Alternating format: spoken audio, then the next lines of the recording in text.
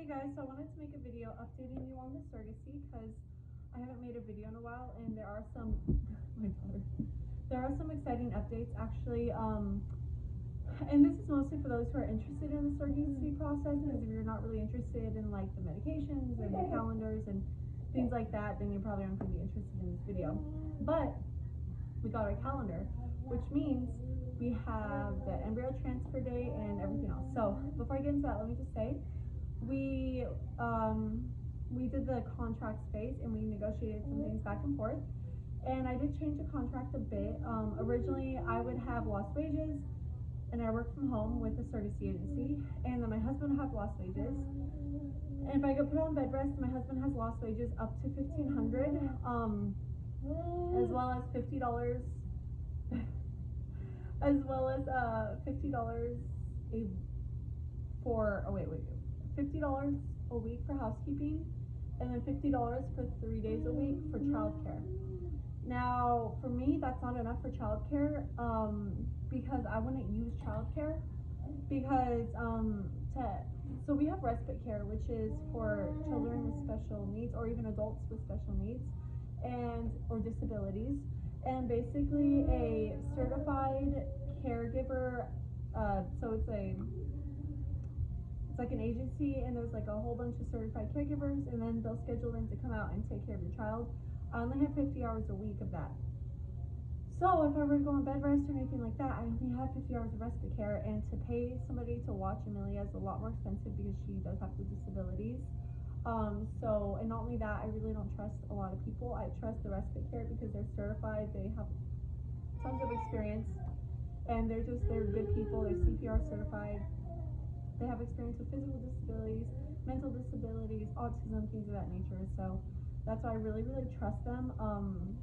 Yeah, so anyways, so I would have my husband just stay home, and God forbid I'm on bed rest for like 6 months and he only gets $1,500 of his lost wages reimbursed.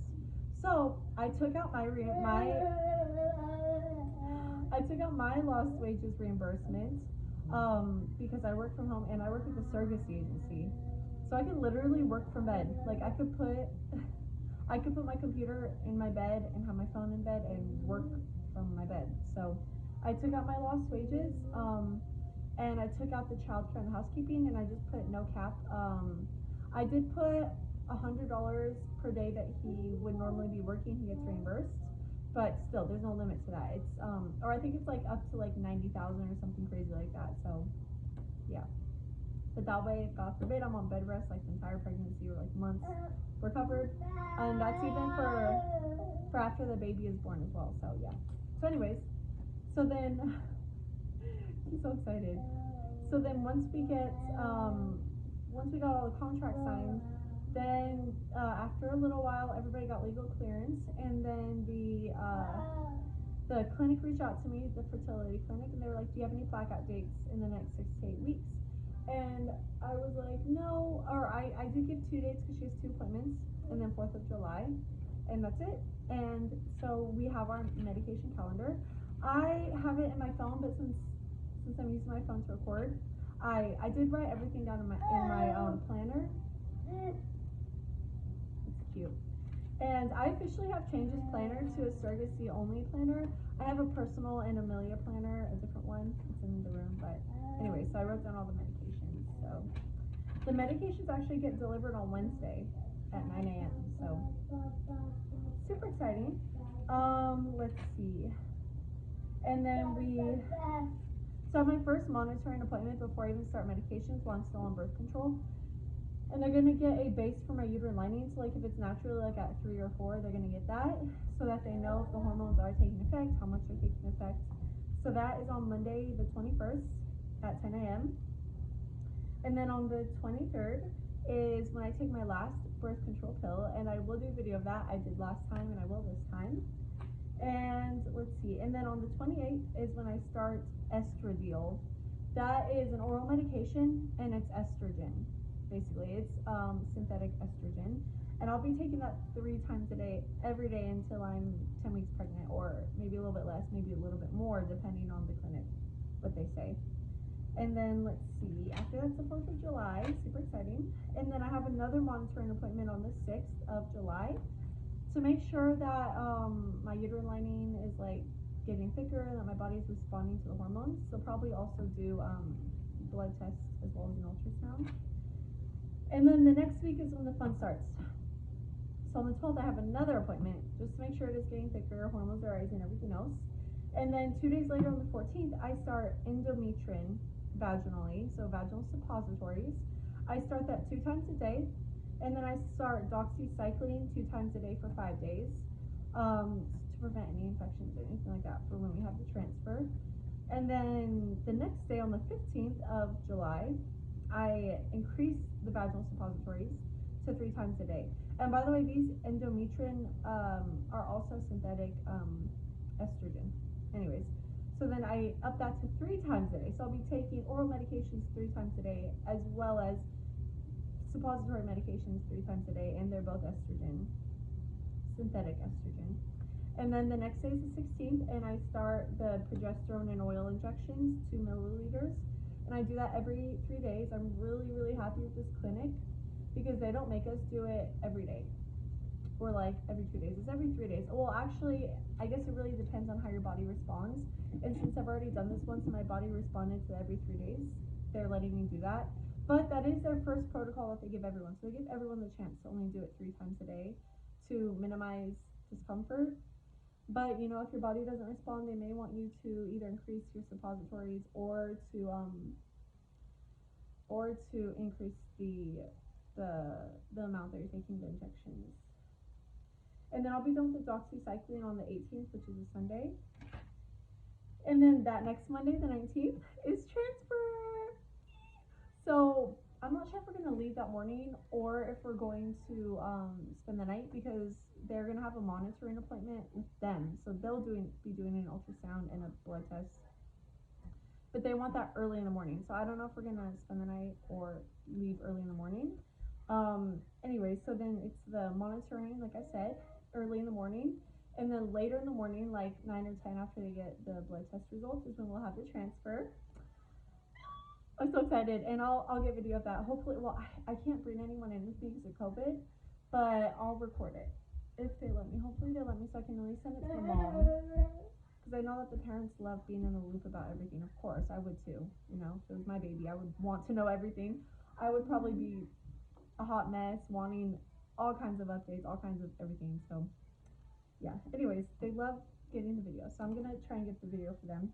And of course, at this point, I'm still doing the oral estrogen, synthetic estrogen, and the progesterone, synthetic estrogen. And every 3 days, I'm doing the injection. You're so cute. And on the day of transfer, I actually do an injection as well, which is good. And then let's see. After that, on the next week, the following week, on the 28th, which is a Wednesday, then we'll have the blood pregnancy tests. I'm gonna talk to the mom and see if she's okay with me taking a home pregnancy test before then.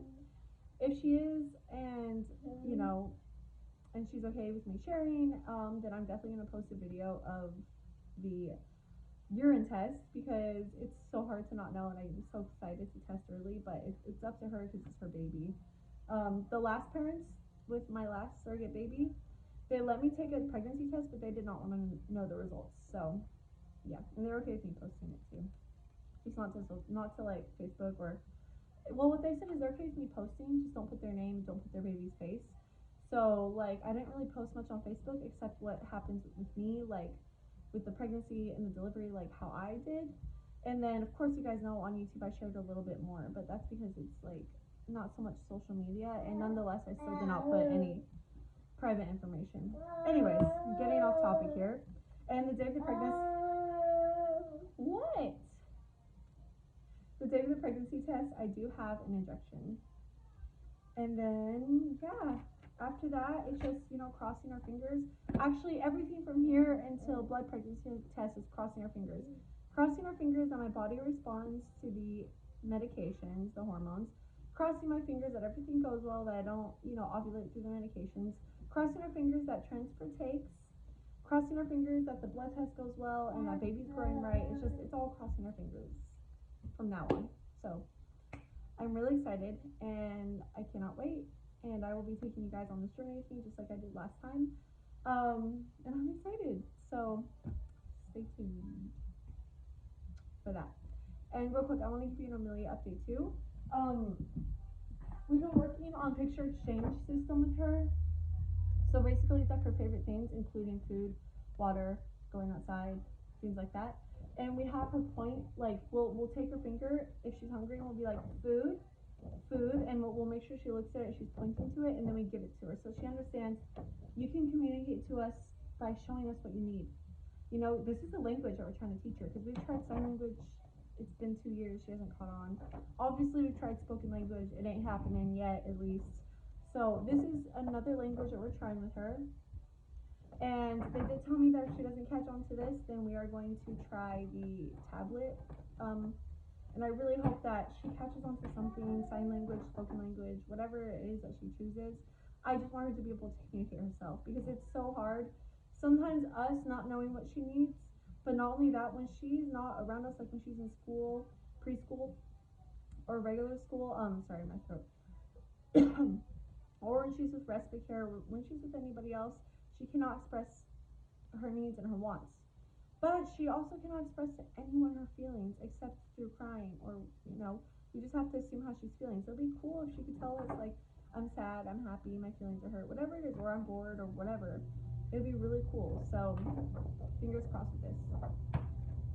So yeah, that's everything. Thanks for watching, and I will update you guys soon. Bye.